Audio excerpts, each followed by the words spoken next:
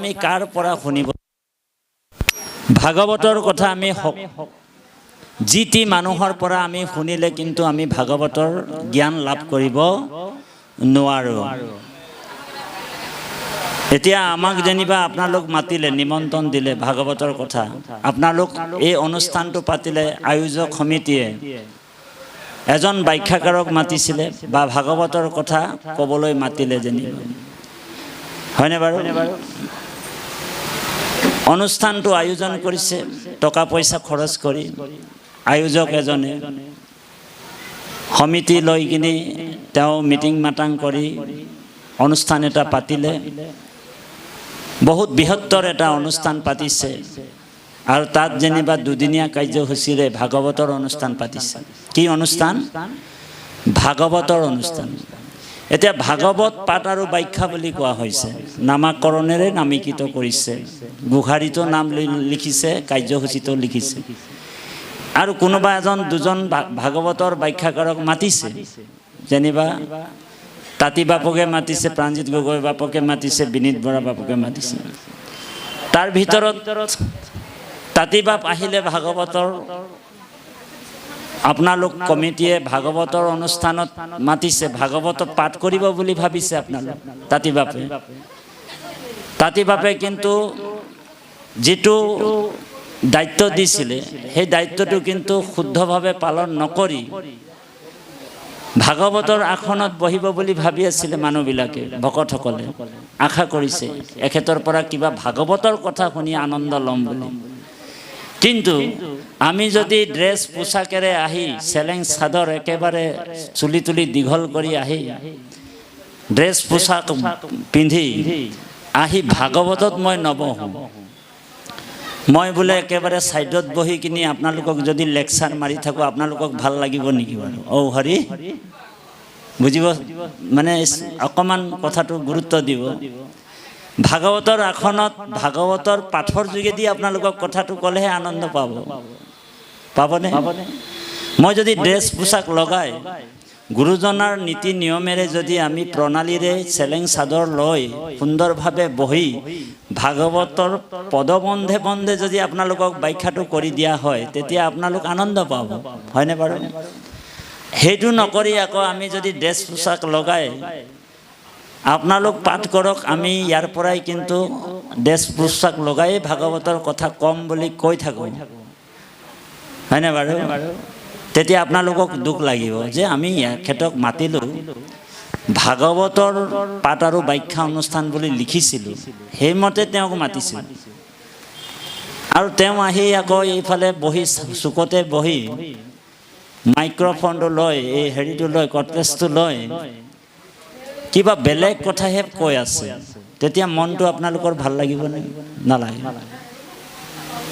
এতিয়া আমাৰ তেনেকুৱা এটা পৰিস্থিতি হৈ আছে মানুহবিলাকৰ বহুত আপোনালোক এনেকুৱা ব্যাখ্যাকাৰক জন্ম হৈছে যি ভাগৱতৰ আসনত নবহে দেই এইটো কাৰো নিন্দা বা সমালোচনা কৰা নহয় ভকতেহে বিবেচনা কৰে হয়নে বাৰু আপুনি ভাগৱতৰ কথা আপোনালোক কমিটিত লিখিছে ভাগৱত পাঠ আৰু ব্যাখ্যা আৰু এই ভাগৱতৰ আসনত যদি নবহি যদি আপুনি বেলেগ যদি গ্ৰাম্য কথা ইয়াত যদি আপুনি কৈ থাকে মানুহবিলাকক তেওঁ শাস্ত্ৰজ্ঞ হ'ব পাৰে পণ্ডিত হ'ব পাৰে অনেক পুৰাণৰ কথা তেওঁ ক'ব পাৰে কিন্তু যি কৃষ্ণৰ যিটো লীলা চৰিত্ৰ যি গুৰুজনাৰ মহান দৰ্শন যি পদবন্ধে আমাক ভাগৱতৰ পাঠ কৰিবলৈ মাতিছে ধৰি লওক হয়নে বাৰু সেইটো যদি তেখেতে আসন নলয় তেখেতে যদি ভাগৱতৰ আসনত নবহি যদি কিবা বেলেগ কথাবিলাক যদি আপোনালোকৰ মাজত প্ৰকাশ কৰে সেই কথাত কিন্তু জগতৰ উপকাৰ নহ'ব সেইকাৰণে কৈছে ভাগৱততে কৈছে নিমি নৱসিদ্ধ সংবাদত এই ৰাম শাস্ত্ৰক জানয় যিটো ভকত নহয় তাৰ উপদেশে বুধ নুপুজে লোকত বোলে শাস্ত্ৰ জানিলেও নহ'ব ভকত হ'ব লাগিব কৃষ্ণৰ ভকত হ'ব লাগিব দেই শাস্ত্ৰক জানয় যিটো ভকত নহয় তাৰ উপদেশে বোধ নোপোজে লোকত যদি বা ভকত হৈ শাস্ত্ৰক নজানয় ঈশ্বৰ সংশয় খণ্ডি বাক নপাৰয়। সেইকাৰণে আমি ভকত হ'লেহে ভকতৰ মুখৰ পৰা বা বৈষ্ণৱৰ মুখৰ পৰা ভকতৰ মুখৰ পৰা বা বৈষ্ণৱৰ মুখৰ পৰাই আমি কৃষ্ণ কথা শুনিলেহে আমাৰ সংশয় দূৰ হয়। অবৈষ্ণৱৰ পুত্ৰ অবৈষ্ণৱৰ গুৰুৰ মুখৰ পৰা যদি অবৈষ্ণৱ ভকতৰ পৰা যদি অবৈষ্ণৱৰ গুৰুৰ পৰা যদি আমি ঈশ্বৰৰ কথা শুনো তেনেহ'লে সেইটো সাপৰ বিষ পান কৰা নিচিনা হয়। বুজি পাইছেনে কথাটো? আৰু তাত আপোনাৰ মোৰ জ্ঞান নহ'ব, আমাৰ মতিভ্ৰম হ'ব। সেইকাৰণে আমাক কি কৰিব লাগে? যিজন বৈষ্ণৱ হয়, যিজন কৃষ্ণৰ একান্ত ভকত হয়, সেইজনৰ পৰাহে আমি ঈশ্বৰৰ কথা শ্ৰৱণ আৰু কীৰ্তন কৰিব লাগিব। সেইজনৰ পৰাই আমি ঈশ্বৰৰ জ্ঞান ল'ব লাগিব বুলি কৈছে। আৰু সেইজন কোন আছিল? সেইজন আছিল উগ্ৰশ্ৰৱাসুত, হয়নে বাৰু? সেই উগ্ৰশ্ৰৱাসুতে 2800 সহস্ৰ ঋষি বেদত প্ৰধান বিষ্ণুৰ নৈমিষাৰণ্য ক্ষেত্ৰ মহাপুণ্য স্থান মান্য কৰি সুতক পাতিলা সত্ৰ তথা। যে বেদৰ কথাটো সৌনকসকলে চবেই জানিছিল, বেদা অধ্যয়ন কৰিছিল, সমস্ত পুৰাণ অধ্যয়ন কৰাৰ পিছতো তেওঁলোকে যজ্ঞ কৰিছিল। আৰু সেই যজ্ঞৰ ধোঁৱা লাগি লাগি তেওঁলোকৰ গাৰ বৰণটো ধোঁৱা কাউৰীৰ নিচিনা কলা হৈ গ'ল। সেইকাৰণে কৈছে যিটো কৰ্ম কৰোৱাতো নাহিকে বিশ্বাস। আমি যিটো কৰিছোঁ কৰ্ম, তাৰমানে আমি যজ্ঞ কৰিছোঁ, আমাৰ বেদ শাস্ত্ৰ আমাৰ অধ্যয়ন কৰি কৰি আমি সমস্ত বেদৰ তত্ত্ব আমি জানো। জানিলেও কি হ'ব? তেওঁলোকে ব্ৰহ্মক জানি পালে কিন্তু ভগৱন্তৰ ভক্তিটো লাভ কৰিব পৰা নাই। কিহৰ কাৰণে? কাৰণ অভিমানৰ কাৰণে, অহংকাৰৰ কাৰণে।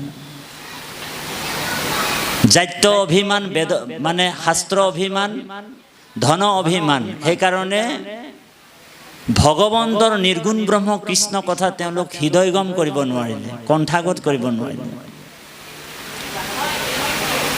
সেইকাৰণে উগ্ৰশ্ৰৱাসুতে একান্তভাৱে শুনিছিল কৃষ্ণ কথা আৰু নিৰ্মল কথা গংগাৰ লগত তেওঁ হৃদয়ত প্ৰভু ভগৱন্ত শুকগুৰুৰ আশীৰ্বাদত ভগৱন্তৰ জন্মলীলা ৰহস্য কথাবিলাক কণ্ঠাগত হৈ গ'ল। আৰু ভগৱন্তৰ নিৰ্গুণ ব্ৰহ্ম কৃষ্ণ কথা তেওঁ দ্বিতীয়বাৰৰ কাৰণে কাৰ আগত কৈছে? যে সৌনক প্ৰমুখ্য শুনে ভাগৱত কথা। কাৰ পৰা শুনিছে? যে সুতগুৰুৱে ভাগৱতৰ কথা দ্বিতীয়বাৰৰ কাৰণে কৈছে। আজিৰ পৰা 5200 বছৰৰ পূৰ্বে কলিযুগ আৰম্ভ হোৱা 30 বছৰৰ পূৰ্বে ভাগৱত শুকগুৰুৱে ৰজা পৰীক্ষিতক কৈছিল। আৰু তাৰ 30 বছৰৰ পিছত উগ্ৰশ্ৰৱাসুতৰ দ্বাৰা নৈমিষাৰণ্যত ভাগৱত শুনিছিল। গতিকে এই যে মহাভাগৱতৰ কথাবিলাক কলিযুগত প্ৰচাৰ হৈছিল, আৰু এই মহাভাগৱতৰ কথাবিলাক শুদ্ধভাৱে কোনে প্ৰচাৰ কৰিছে? যিসকল শুদ্ধভাৱে কৃষ্ণত শৰণ লৈছে সেইসকলেহে এই মহাবৈকুণ্ঠৰ কল্পতৰু শাস্ত্ৰ কথাটো জানে। সেইকাৰণে কৈছে, ইয়াতে কৈছে, বৰ সুন্দৰ এটা তত্ত্ব ওলাই গ'ল। ই ৰাম বৈকুণ্ঠৰ শাস্ত্ৰ কৃষ্ণ ও মুখৰ বচন আৰু কি ততক জানে যেই হে জন। হয়নে? কোনে জানিব?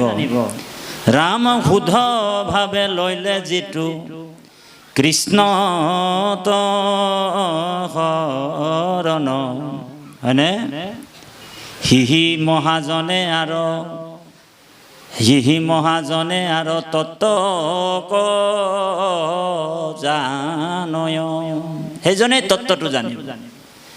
আৰু ভাগৱতৰ কথা সকলোৱে নাজানে, কাৰণ ভাগৱতৰ বা বেদৰ ৰহস্য কথাটো ভাগৱতত আছে। পঞ্চম বেদ বুলি ক'লেও ভাগৱত ভুল নহয়। বেদৰ বেদান্তৰ সাৰ হৈছে ভাগৱত, বেদান্তৰো সাৰ এইটো মহাভাগৱত। এই বেদান্তৰ সাৰটো কোনে বুজি পালে? যে উগ্ৰশ্ৰৱা সুতে বুজি পালে, বিদুৰে জানে, মৈত্ৰেয়ো জানে, উদ্ধৱে জানে, কাৰণ কৃষ্ণই সেই ৰহস্য ভক্তিটো কথাবিলাক বিদুৰ, উদ্ধৱ, মৈত্ৰেয়ক কৈছিল, সেইকাৰণে তেওঁলোকে জানে। সেইকাৰণে ইয়াতে কৈছে ৰাম সিহি মহাজনে আৰু তত্ত্ব জানয়, ভাগৱত পুৰাণৰ কহিলো নিৰ্ণয়, জানিয়া কৃষ্ণত কৰা একান্ত ভকতি, কলিযুগে কৃষ্ণ নাম কীৰ্তনে গতি। বিশ্বামিত্ৰ পৰাশৰ আদি মুনিগণ, জলবায়ু পত্ৰ মাত্ৰ কৰন্ত ভৈখন, কামিনীজনৰ মুখ পদ্ম সুললিত, দেখি তাৰা হবো ভৈল কামে বিমোহিত। এই বিশ্বামিত্ৰ পৰাশ মুনিয়ে বোলে আমাৰ নিচিনা সাধাৰণ বস্তু তেওঁলোকে গ্ৰহণ কৰা নাছিল, আমাৰ নিচিনা খাদ্য খোৱা নাছিল। আমিতো মাছ মাংস ইত্যাদি ইত্যাদি ভক্ষণ কৰোঁ, আমিষ আহাৰো খাওঁ, নিৰামিষ আহাৰো খাওঁ, হয়নে? কিন্তু বিশ্বামিত্ৰ পৰাশমণিয়ে কি খাইছিল? জল বায়ু পত্ৰ মাত্ৰ কৰন্ত ভক্ষণ। তেওঁলোক জল বায়ু আৰু পাত খাইছিল বুলি কৈছে, ভক্ষণ কৰিছিল। তথাপিও কামিনীৰ সং তেওঁলোক ত্যাগ কৰিব পৰা নাছিল, তেওঁলোক ইন্দ্ৰিয় জয় কৰিব পৰা নাছিল। গতিকে তেওঁলোকে যদি ইন্দ্ৰিয় জয় কৰিব পৰা নাছিল, তেনেহ'লে আপুনি মই পাৰিমনে? অ হৰি, পাৰিমনে? কাৰণ আমিও ইন্দ্ৰিয় জয় কৰিব, আমিতো সামান্য মানুহ। আমি যদি লোভটোক এৰিব বিচাৰোঁ, ক্ৰোধটোৱে আমাক ধৰি লয়, ধৰেনে? আমি ক্ৰোধটোক এৰিম এৰিম বুলি ভাবোঁ, আমাক কামনাই ধৰি লয়, কাম ভাৱটোৱে ধৰি লয়। লোভক এৰাও প্ৰভু ক্ৰোধ আৱৰায়, ক্ৰোধক এৰোহ প্ৰভু কামে আৱৰায়। কিমতে কৰিম তোমাক ভকতি, কেনেকৈ কৰিম তোমাৰ ভকতি? গতিকে এই কথাটোকে ইয়াত কৈছে যে ভগৱন্তৰ ভক্তি কৰিবলৈ কোনো ডিগ্ৰীৰ প্ৰয়োজন নালাগে, ডিগ্ৰী নালাগে। বোলে সমস্ত শাস্ত্ৰৰ তত্ত্ব জানিব লাগে নেকি? বোলে নালাগে। সেইকাৰণে ভক্ত প্ৰহ্লাদে কৈছে যে নাহি ভক্তিত জাতি অজাতি বিচাৰ, কৃষ্ণ ভক্তি সমস্তৰে অধিকাৰ। মহাপুৰুষ জগতগুৰু শ্ৰীমন্ত শংকৰদেৱও কীৰ্তনত কৈছে যে ভক্তিত কেতিয়াও জাতি বিচাৰ নকৰিবা, জাতি অজাতি বিচাৰ নাই। এইটো স্ত্ৰী জাতিয়ে পাঠ কৰিছে। বহুতে ভাবে যে স্ত্ৰী জাতিয়ে কিয় পাঠ কৰিব লাগে? স্ত্ৰী জাতিক গায়ত্ৰী মন্ত্ৰ পঢ়িবৰ অধিকাৰ নাই।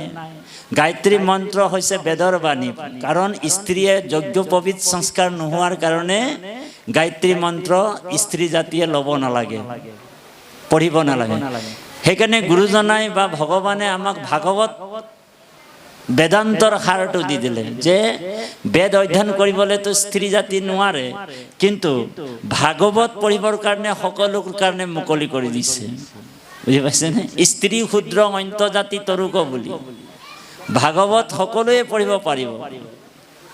এতিয়া আমাৰ এই ভক্তিমাতৃ আইগৰাকীয়ে ভাগৱতৰ পাঠ কৰিছে, আৰু আপোনালোক জানে এগৰাকী তিৰোতা যেতিয়া ভাগৱতৰ পাঠ কৰে, বহুত সত্ৰবিলাকত স্ত্ৰী জাতিক ভাগৱতৰ পাঠ কৰিব নিদিয়ে। স্ত্ৰী জাতিটোক সদায় মানে লাও সদায় পাতৰ তলত বুলি কয় যে, ঔ হৰি ঔ ৰাম, পাতৰ তলত ৰাখে। আৰু স্ত্ৰী জাতিটোক বহুত শাস্তি দিয়া হৈছিল পূৰ্বত। সতীদাহ প্ৰথা বুলি এটা প্ৰথা আছিল দেই। কৃষ্ণ তাৰমানে স্বামীজন যদি কেনেবাকৈ বিয়োগ হয়, স্বামীজনৰ লগতে স্ত্ৰী পত্নী সেই চিতাত নিজেই নিজৰ প্ৰাণটো আহুতি দিবলগীয়াত পৰিছিল। সেই প্ৰথাটো চলি আছিল পূৰ্বৰ পৰাই, হয়নে বাৰু? গতিকে এই তেনেকুৱা এটা ব্যৱস্থা আমাৰ ভাৰতবৰ্ষত চলিছিল এক সময়ত। ব্ৰাহ্মণ্যবাদটো বহুত কটকটীয়াভাৱে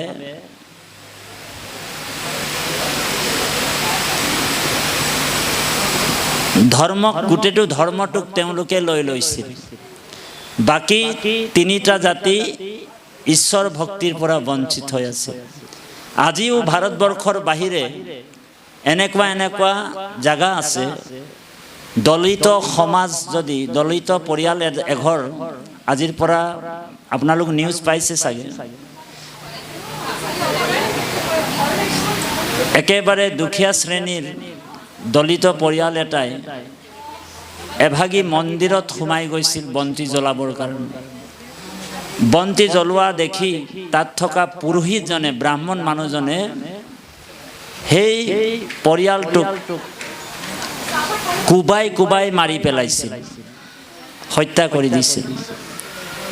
তাৰমানে অন্য জাতিৰ ঈশ্বৰৰ ভক্তি কৰিবলৈ বাধা দিছিল। কিন্তু এই যে ভাগৱত আমাৰ গুৰুজনাই প্ৰচাৰ কৰিলে, আৰু গুৰুজনাই নিজে অৱতাৰ হৈছে, কাৰণটো কি? আনবাৰ অৱতাৰ ধৰন্ত ঈশ্বৰ কৃষ্ণ, খণ্ডিবাৰ পৃথিৱীৰ ভাৰ, অন্ত জাতি পতিতক নিস্তাৰ কাৰণ হেতু ইবাৰ ভৈলা অৱতাৰ। এইবাৰ যে ভগৱন্ত কিয় অৱতাৰ হ'ল? তাৰমানে আমাৰ নিচিনা অন্ত জাতিক নিস্তাৰৰ কাৰণে, প্ৰভু ভগৱন্তক কৃপা কৰিবৰ কাৰণে গুৰু ৰূপে আহিছে এইবাৰ কলিযুগত, হয়নে বাৰু? সেইকাৰণে কৈছে কীৰ্তনত, কলিত কীৰ্তন কৰিয়া আতি অপ্ৰয়াসে পাৱৈ বৈকুণ্ঠ ৩৬ জাতি, হয়নে বাৰু? কলিত কীৰ্তন কৰিয়া আতি অপ্ৰয়াসে বৈকুণ্ঠ পাৱে ৩৬ জাতি। ইয়াত যে আমি যে সকলোৱে যে আজি ভাগৱত পঢ়িছোঁ, স্ত্ৰী জাতিও যে ঈশ্বৰৰ কথা পঢ়িছে, শুনিছে, এটা সমাজে কিন্তু ইয়াক খুব বেয়া পাইছে, খুব নিন্দা কৰিছে। যে এই মানে ৰজস্বলা হোৱা নাৰীক তেওঁলোকে ভাগৱতৰ মানে পাঠ কৰিব নিদিয়ে। ৰজস্বলা কাৰণ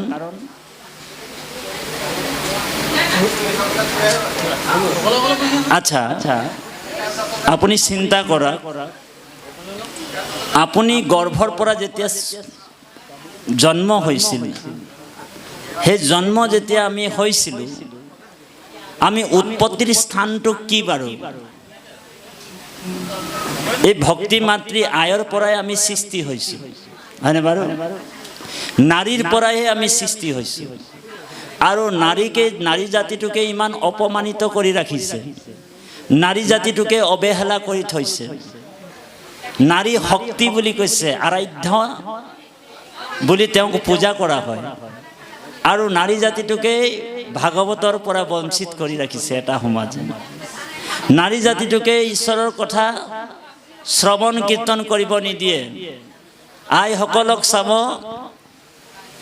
ক'ৰবাত নামঘৰবিলাকত আইসকলে যেতিয়া মানে নামগৃহলৈ আহে, বাপসকলে আগধৰাত বহে, আইসকলে একদম পিছত বহে।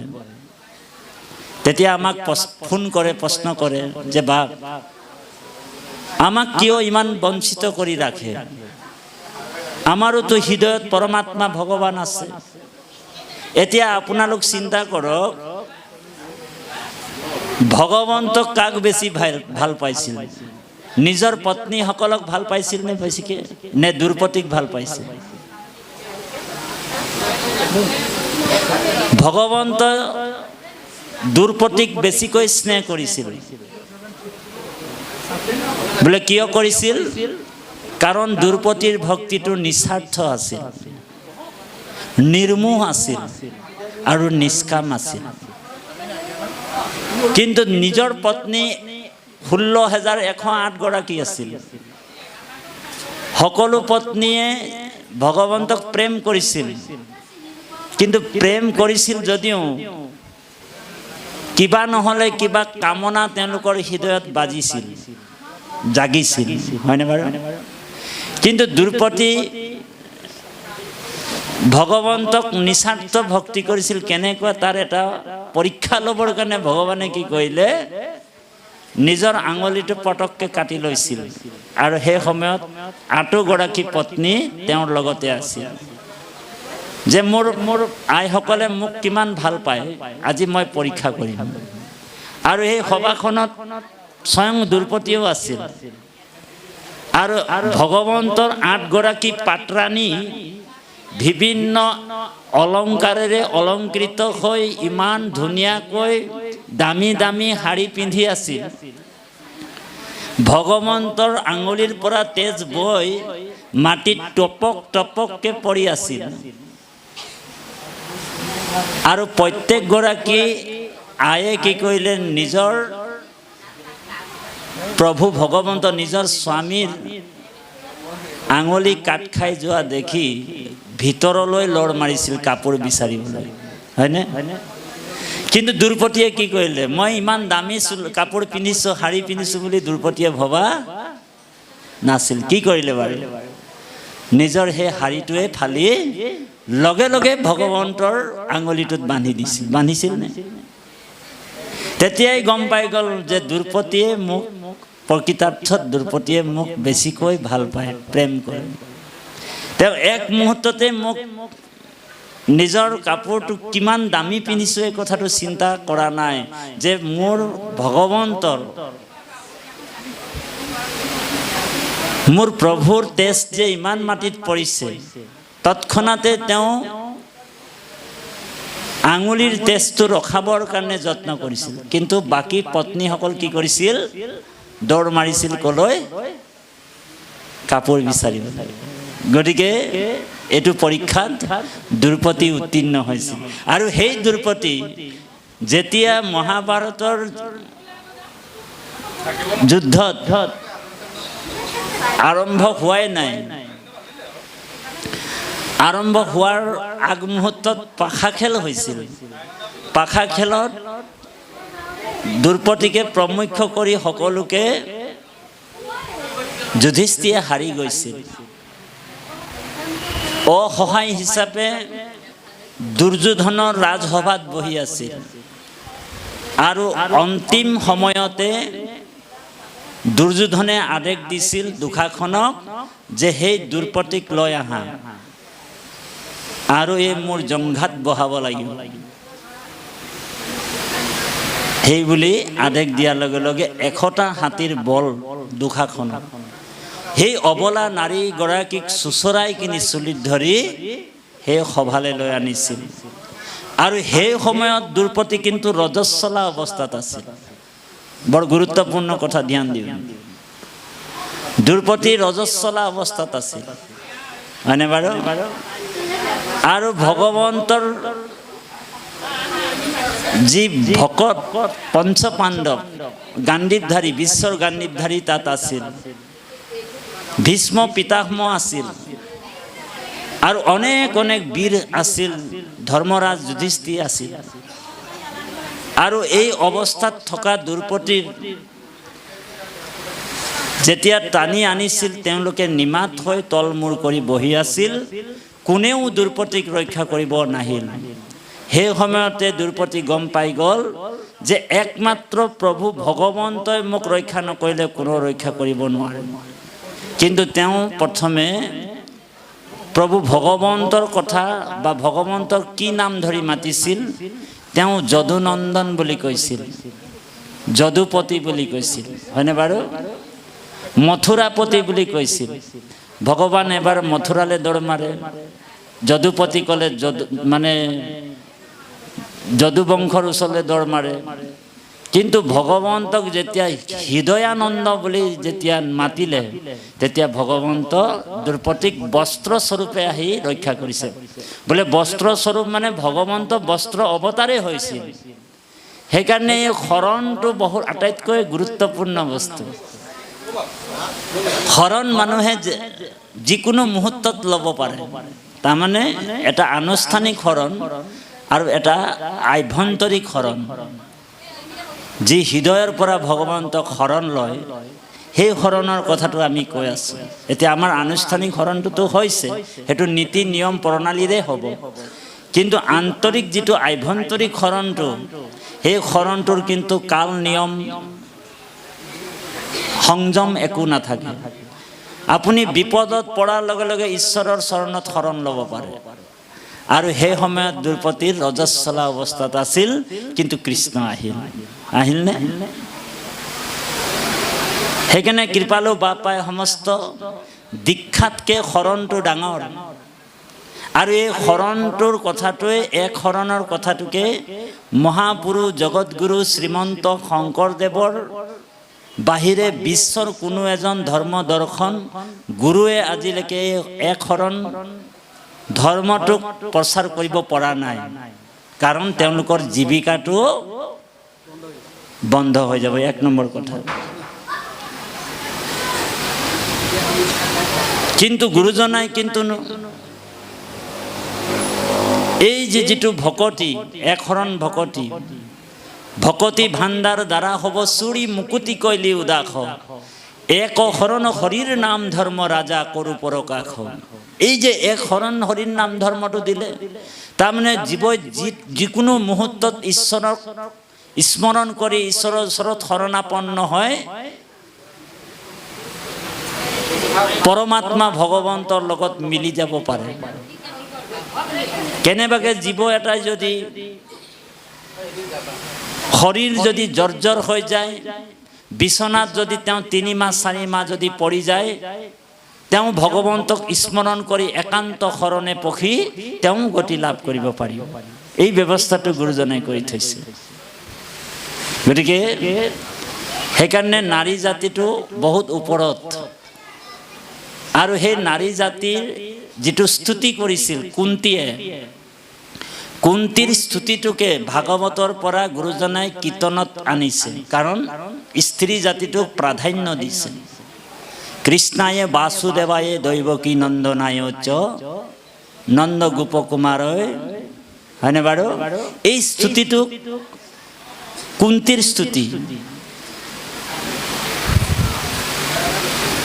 এই কুন্তী স্তুতিটো ভগৱন্তই আনিলে। গতিকে ইয়াত কৈছে যে বিশ্বামিত্ৰ পৰাশৰ মুনিও ইন্দ্ৰিয় দমন কৰিব নোৱাৰে। আপুনি মই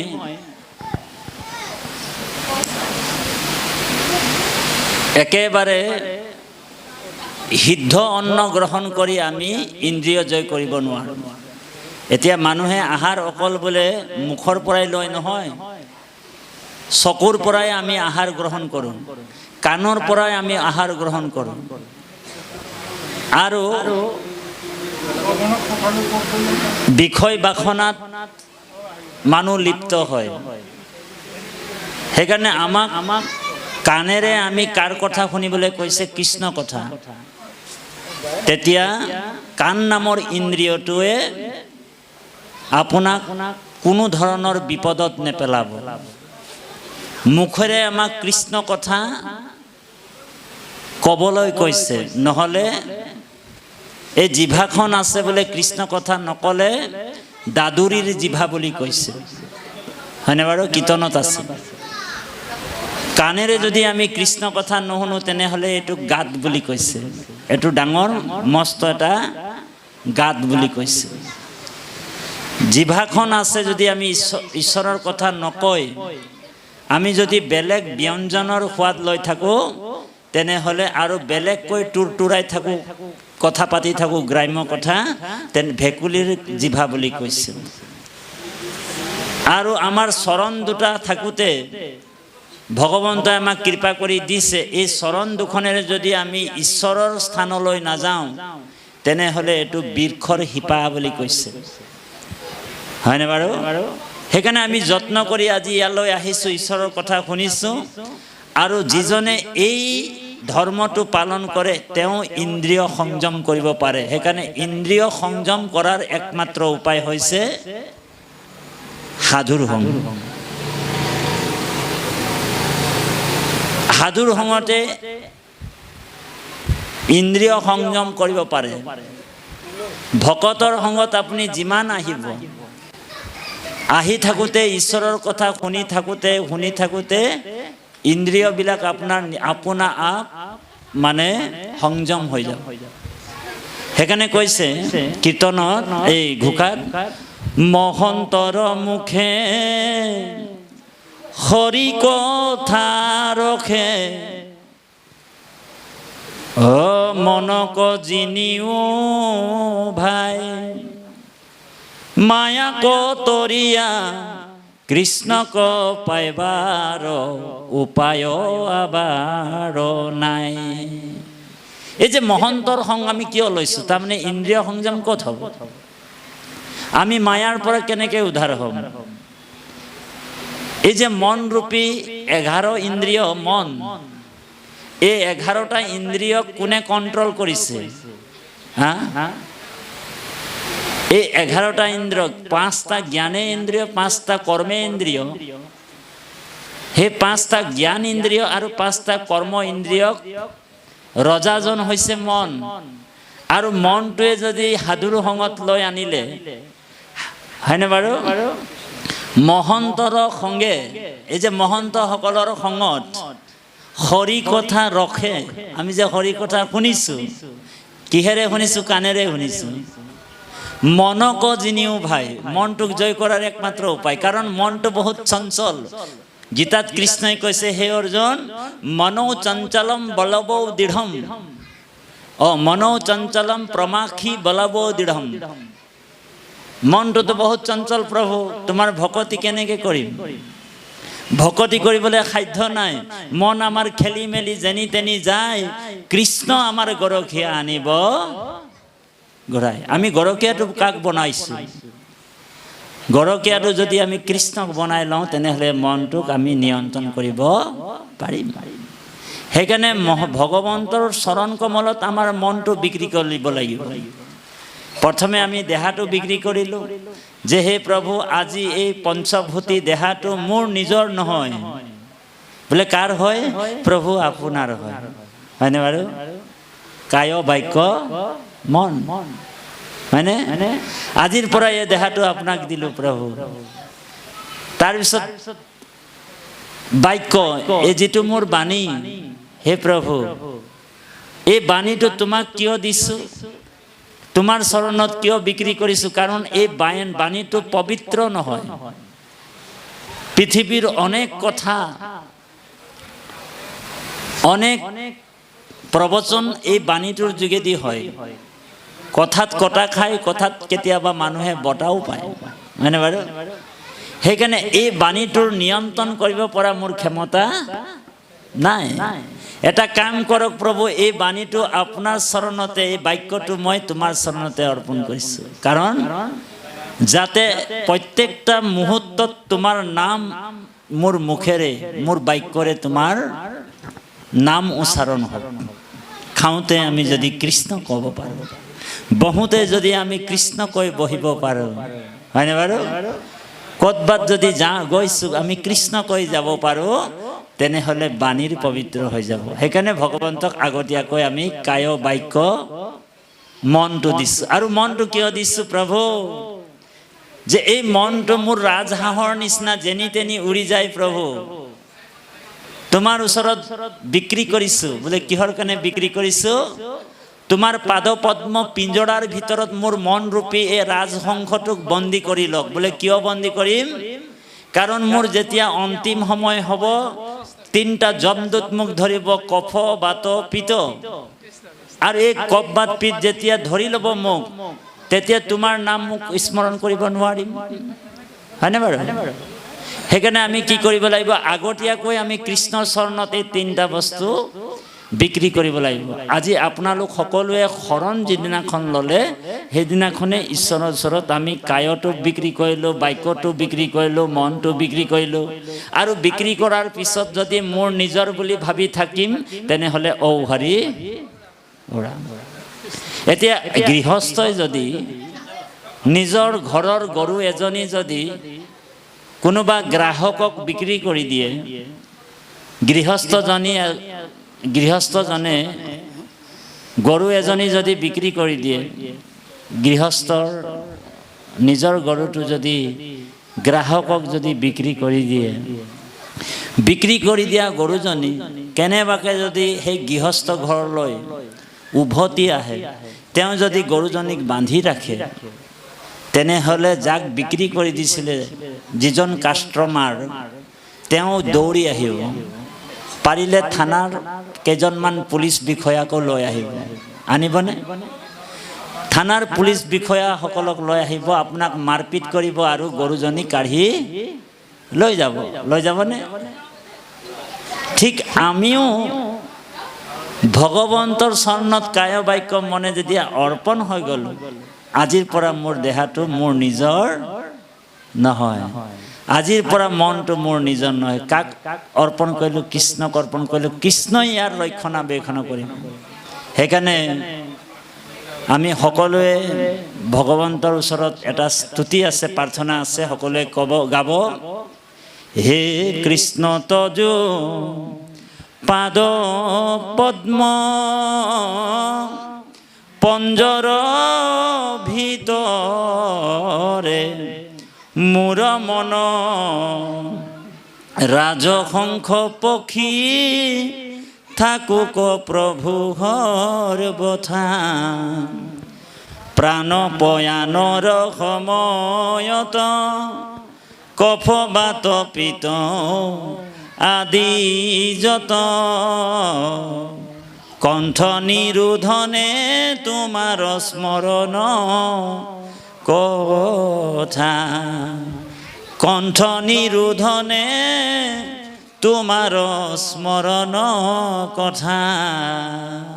হে কৃষ্ণ তজু পাদ পদ্ম পঞ্জৰ ভিতৰে মোৰ মন। এই মনটো ৰাজহাঁহৰ নিচিনা প্ৰভু, তোমাৰ চৰণ কমলত বন্দী কৰি ৰাখক, যাতে মোৰ তিনিটা অন্তিম সময়ত মোক তিনিটা যমদূতে ধৰি ল'ব।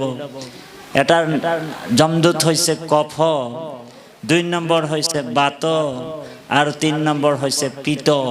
এই তিনিটা যমদূত আমাক ধৰিব। আৰু সেই সময়ত তোমাৰ নাম স্মৰণ মই কৰিব নোৱাৰিম প্ৰভু, কাৰণ তিনিটা বস্তু যেতিয়া আমাৰ একলগ হৈ যায় তেতিয়া বিবেক শূন্য হৈ যায়, স্মৰণ শক্তিয়ে নাথাকিব, হয়নে বাৰু? অন্তিম সময়ত যেতিয়া আমি সকলোৱে এদিন জন্ম জৰা ব্যাধ আমাক ধৰি ল'ব, আমাৰ শৰীৰ জৰ্জৰ হ'ব, বিচনাত পৰি যাব, তেতিয়া আমি কোনোবা যদি আমাক সোমৰায়ো দিয়ে, দেউতা আপুনি ৰাম বুলি কওক, কৃষ্ণ বুলি কওক, তেতিয়া চকু দুটা এনেকা কৰি হা হা, হয়নে বাৰু? চিনি পাবনে? চিনি নাপাব। গতিকে সেইজন ভকত যদি আগতীয়াকৈ যদি শুদ্ধভাৱে শৰণটো লৈ থাকে, একেবাৰে অন্তিম সময়ত ভগৱান কৃষ্ণই কৈছে সেই ভকতজন অন্তিম সময়ত মোৰ নাম ল'ব নোৱাৰিবও পাৰে, কিন্তু সেই ভকতজনক মই স্মৰণ কৰিম বুলি কৈছে ভাগৱতত। এইটো বৰাক পুৰাণত কৈছে। আচলতে ভগৱন্ত কৈছে यदि बातादि दोषेना भक्ता अहम स्मरामि चापि परे। যদি বাত পিঠ কফৰ কাৰণে মোৰ ভকতে মোৰ নাম ল'ব নোৱাৰে, কোনো কথা নাই। সেই ভকতজনে গোটেই জীৱন কালটোৱে তেওঁ মোৰ ওচৰত সমৰ্পণ হৈ আছিল, শৰণটো তেওঁৰ শুদ্ধ আছিল, মোৰ বৈতিৰেকে তেওঁ অন্য দেৱ দেৱী পূজা অৰ্চন বন্ধন কাৰো কৰা নাছিল। গতিকে সেই ভকতজনে যদি মোৰ নাম ল'ব পৰা নাই, সেই ভকতজনক মই স্মৰণ কৰিম। কি বুলি কৈছে ভগৱন্ত? ভগৱানে কৈছে সেই ভকতজনক মই স্মৰণ কৰিম আৰু তেওঁক মই গতি দিম। সেই ভকতজনক মই স্মৰণ কৰি মই গতি দিম বুলি কৈছে। সেইকাৰণে কৃপালু বাপাই সমস্ত অহম স্মৰামি চাপি পৰে মদভক্ত নয়ামি পৰমম গতিম। সেইজন ভকতক মই পৰম গতি দিম। যেনেকৈ উদাহৰণ ভীষ্মৰ ক্ষেত্ৰত হৈছে। ভীষ্মই কৈছে যে মই ভগৱন্তক মতাও নাছিলোঁ, তথাপিও মোৰ শৰণটো শুদ্ধ হৈ আছিলে। মই কৃষ্ণৰ বাহিৰে আৰু ক'তো মোৰ মনটো নাই অৰ্পণ কৰা নাছিলোঁ। কৃষ্ণৰ চৰণ কমলৰ বাহিৰে মই আৰু কাৰো ভক্তি কৰা নাছিলোঁ। কৃষ্ণই একমাত্ৰ মোৰ দেৱ, গতিকে কৃষ্ণৰ চৰণত মোৰ মনটো অৰ্পণ আছিল। সেইকাৰণে কৃপা কৰি আজি প্ৰভু ভগৱন্ত মোৰ ওচৰলৈ আহি গ'ল। হয়নে বাৰু? ভগৱন্তক ভীষ্মই কৈছে আমি আৰু 2 মিনিট কম, তাৰপিছতে ঔ হৰি ঔ ৰাম। গাড়ীৰ পিছফালে লিখা থাকে, আজিকালি নিলিখে বাৰু, সেইকাৰণে মই নকওঁ কৃষ্ণ। গাড়ীৰ পিছফালে লিখা থাকে আকৌ আহিম, কিন্তু আজিকালি গাড়ীবিলাকত আকৌ আহিম বুলি নিলিখে। কিহৰ কাৰণে নাই লিখা সেইটো অকণমান গাড়ীৱালাবিলাকক ক'ব লাগিব। আমাৰ বৰপে দবা পিটা বৰষুণ দিব, এতিয়া আহিছে। ভীষ্মই কৈছে মই প্ৰাণ এৰো দেখা সেই সময়ত আপুনি ভৈলন্ত আহি আগে উপগত। যে মই প্ৰাণ এৰো সময়তে আপুনি ভৈলন্ত আহি আগে উপগত। যে কৃষ্ণ কিমান কৃপালু হয়, কৃষ্ণ কিমান কৰোণা নিধি হয়। গতিকে সেই পৰমাত্মা ভগৱন্ত ভকত বৎসল। গতিকে আমি সেই পৰমাত্মা ভগৱন্তৰ ভক্তিৰ বাহিৰে যাতে আমি আৰু বেলেগ যাতে অন্য দেৱ দেৱীক উপাসনা নকৰি কেৱল মাত্ৰ মোৰ মনটো, চিত্তটো, প্ৰাণটো, হৃদয় যাতে কৃষ্ণতে মতি, কৃষ্ণই আমাৰ গতি, কৃষ্ণই পিতা, কৃষ্ণই মাতা, সেই বুলি কৃষ্ণ নিজ ইষ্টগুৰু বুলি ভাবি কৃষ্ণতে যাতে মোৰ সমস্ত অৰ্পণ হৈ থাকক, এই বুলি আমাৰ কামনা থাকিব লাগিব। আমি আমাৰ পৰম শ্ৰদ্ধেয় পাঠকী আইগৰাকীক পাঠভাগী আগবঢ়াই নিবলৈ সেৱা জনা হৈছে। আমাৰ পৰম শ্ৰদ্ধাৰ মোৰ শহীদ বান্ধৱ প্ৰাণজিৎ গগৈ প্ৰভুজনাই এতিয়া আপোনালোকক অমৃত বাণীৰে আপোনালোকক আনন্দ দিব আৰু প্ৰায় 2 ঘণ্টা 3 ঘণ্টা তেখেতে বহিব আৰু আমি আপোনালোকৰ পৰা বিদায় মাগিম। কৃষ্ণ জয় গুৰু শংকৰ কৃষ্ণ। ঋষি হৌন কহৰা প্ৰশ্ন মনোহৰা শুনি সুতে কৈবে লইলা শুনা মুনি গহন হুয়া কমন তাতে পাছে যেন ভইলা হুক দেব তাহার বাইক সৰুধৰ শুনি ৰাজা পৰীক্ষিত কৃষ্ণ ৰস ৰহনে একান্ত যতনে নিষ্কামে ধৰিলা সীতা ভাৰ্যা পুত্ৰ ধন হৰিৰ সৃজন ৰাইজ আদি অনুজত হবাৰু মহত এৰিয়া শুকত পুছিলাই ঈশ্বৰ তত কৃষ্ণ গুণ গান কৰিতে হৈ গৈলা শ্ৰদ্ধায়ুদয় মৰণ মহয় জানি মহাশয় ধৰ্ময়াৰ্থ কাম সয় হবে পৰি হৰি মনে কৃষ্ণ স্মৰি উকৰ চৰণ সায় কীৰ্তঞ্জলি ধৰি আতি মৃত্যু